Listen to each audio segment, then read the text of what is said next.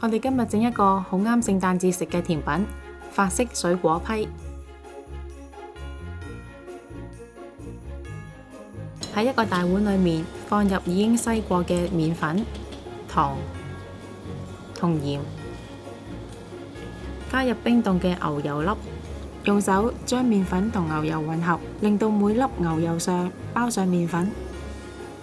用手指將牛油搓成扁平嘅片狀，分次加入冰水，然後用手攪勻，直至到麵團開始成型。盡可能唔好太大力去油壓，只需要將麵粉成團就可以啦。如果覺得個麵團略為乾，可以酌量添加少量嘅冰水。處理好嘅麵團會有啲粗糙，但唔會黏手。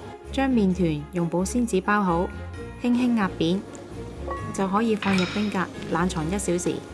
喺雪麵團嘅期間，我哋可以預備水果餡。洗乾淨士多啤梨，去頂切成厚片，放入士多啤梨片、藍莓同覆盆莓，再加入糖同生粉，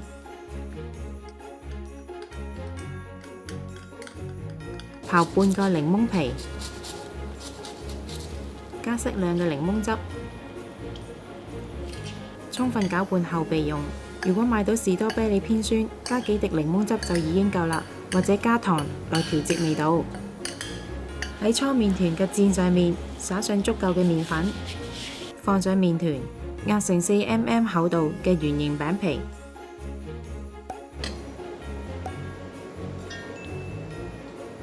喺圓形嘅餅皮中間加上水果餡，內餡同餅皮邊最少要留有2寸嘅距離。然後依次序將餅皮邊向內餡方向接入，將1隻雞蛋打勻，喺餅皮邊上均勻掃上蛋液，再灑上黃糖，放入已經預熱220度嘅焗爐，焗20至25分鐘，至到餅皮金黃酥脆。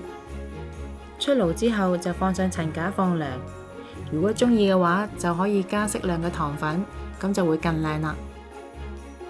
嚟緊仲有其他關於聖誕節嘅菜式，記得 subscribe 我哋，同埋撳着個鐘仔。祝大家聖誕節快樂，Merry Christmas！